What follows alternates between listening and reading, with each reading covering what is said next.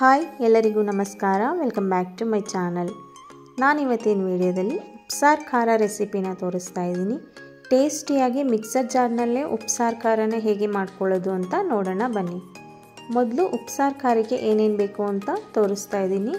ನಾನಿಲ್ಲಿ ಒಂದು 15 ಒಣಮೆಣ್ಸಿಕಾಯಿನ ತೊಗೊಂಡಿದ್ದೀನಿ, ಗುಂಟೂರು ಮೆಣಸಿನ್ಕಾಯಿ, ಒಂದು ಅರ್ಧ ನಿಂಬೆಹಣ್ಣು ಗಾತ್ರ ಹುಣಸೆಹಣ್ಣು, ಸ್ವಲ್ಪ ಒಣಕೊಬ್ಬರಿನ ಸಣ್ಣದಾಗಿ ಕಟ್ ಮಾಡಿ ಇಟ್ಕೊಂಡಿದ್ದೀನಿ, 1 ಸ್ಪೂನ್ ಹರಳುಪ್ಪು, 1 ಸ್ಪೂನ್ ಜೀರಿಗೆ, 1.5 ಸ್ಪೂನಷ್ಟು ಕಾಳು ಮೆಣಸು, 2 ಗೆಡ್ಡೆ ನಾಟಿ ಬೆಳ್ಳುಳ್ಳಿನ ಬಿಡಿಸಿ ಇಟ್ಕೊಂಡಿದ್ದೀನಿ, ಹಾಗೆ ಸ್ವಲ್ಪ ಕೊತ್ತಂಬರಿ ಸೊಪ್ಪು.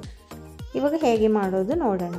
ಮೊದಲು ಬಾಣಲೆನ ಬಿಸಿ ಮಾಡೋಕ್ಕೆ ಇಟ್ಕೊಂಡಿದ್ದೆ. ಬಾಣಲೆ ಬಿಸಿ ಆದ ನಂತರ ಒಣಮೆಣ್ಸಿಕಾಯಿನ ಹಾಕಿ ಫ್ರೈ ಮಾಡ್ಕೋತಾ ಇದ್ದೀನಿ. ನಾನಿಲ್ಲಿ ಎಣ್ಣೆ ಹಾಕಿಲ್ಲ, ಮೊದಲು ಡ್ರೈ ಆಗಿ ಫ್ರೈ ಮಾಡ್ಕೋಬೇಕು. ಮೊದಲೇ ಎಣ್ಣೆನ ಹಾಕಿಬಿಡ್ತೀವಿ ಅಂದರೆ ಹೊಗೆ ಬರಲಿಕ್ಕೆ ಶುರು ಆಗುತ್ತೆ, ಘಾಟ್ ಆಗಿಬಿಡುತ್ತೆ. ಆದ್ದರಿಂದ ಮೆಣಸಿಕಾಯಿ ಬಿಸಿ ಆಗೋ ತನಕ ಮೊದಲು ಹುರ್ಕೊಬಿಟ್ಟು ಆನಂತರ ಒಂದು ಅರ್ಧ ಸ್ಪೂನ್ ಎಣ್ಣೆನ ಸೇರಿಸ್ಕೋತೀನಿ. ಇವಾಗ ಮೆಣಸಿಕಾಯಿ ಎಲ್ಲ ಚೆನ್ನಾಗಿ ಬಿಸಿಯಾಗಿದೆ. ಇವಾಗ ಇದಕ್ಕೆ ಒಂದು 1/4 ಸ್ಪೂನಷ್ಟು ಎಣ್ಣೆನ ಸೇರಿಸ್ಕೊಂಡು ಮತ್ತೆ ಇನ್ನೊಂದು 30 ಸೆಕೆಂಡು ಫ್ರೈ ಮಾಡ್ಕೋತಾ ಇದ್ದೀನಿ. ನಾವು ಎಣ್ಣೆ ಸೇರ್ಸೋಕ್ಕೆ ಮುಂಚೆ ಫ್ರೈ ಮಾಡ್ಕೊಂಡಾಗ ಮೆಣಸಿಕಾಯಿಗಳು ಅಷ್ಟು ಕಲರ್ ಬರೋದಿಲ್ಲ. ಎಣ್ಣೆ ಹಾಕಿದ ನಂತರ ಕಲರ್ ಚೇಂಜ್ ಆಗ್ತಿದೆ ನೋಡ್ಬೋದು. ಮತ್ತು ನಾನಿಲ್ಲಿ ಕೊಬ್ಬರಿನ ಬಳಸಿದ್ದೀನಿ. ಕೊಬ್ಬರಿ ಇಲ್ಲ ಅಂದರೆ ಕಾಯಿ ತುರಿನ ಸಹ ಹಾಕೋಬೋದು. 1 ಸ್ಪೂನ್ ಕಾಯಿ ತುರಿನ ಹಾಕ್ಕೊಳ್ಳಿ.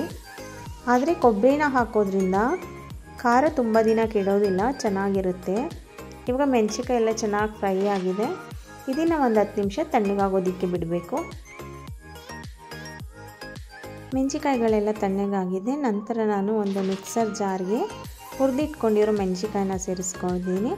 ಅದ್ರ ಜೊತೆ ಕೊಬ್ಬರಿ ಮತ್ತು ಉಪ್ಪನ್ನು ಸಹ ಸೇರಿಸ್ಕೊಂಡಿದ್ದೀನಿ.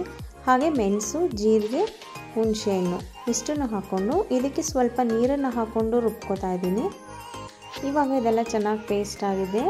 ಕೊನೆಯಲ್ಲಿ ಇದಕ್ಕೆ ಬೆಳ್ಳುಳ್ಳಿ ಮತ್ತು ಕೊತ್ತಂಬರಿ ಸೊಪ್ಪನ್ನು ಹಾಕಿ ರುಬ್ಕೋತಾ ಇದ್ದೀನಿ.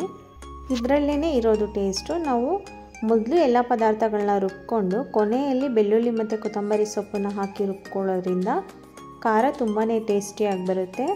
ಇವಾಗ ಉಪ್ಸಾರು ಖಾರ ರೆಡಿಯಾಗಿದೆ. ಇದನ್ನು ಉಪ್ಸಾರು ಜೊತೆಗೆ ಹಾಕ್ಕೊಂಡು ತಿನ್ಬೋದು.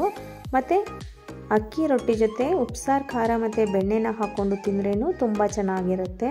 ಇದನ್ನು ತುಂಬ ದಿನ ಇಟ್ಕೋಬೇಕು ಅಂದರೆ ಒಂದು ಬಾಕ್ಸ್ನಲ್ಲಿ ಹಾಕಿ ಕ್ಯಾಪ್ನ ಕ್ಲೋಸ್ ಮಾಡಿ ಫ್ರಿಡ್ಜ್ನಲ್ಲಿ ಸ್ಟೋರ್ ಮಾಡ್ಕೋಬೋದು.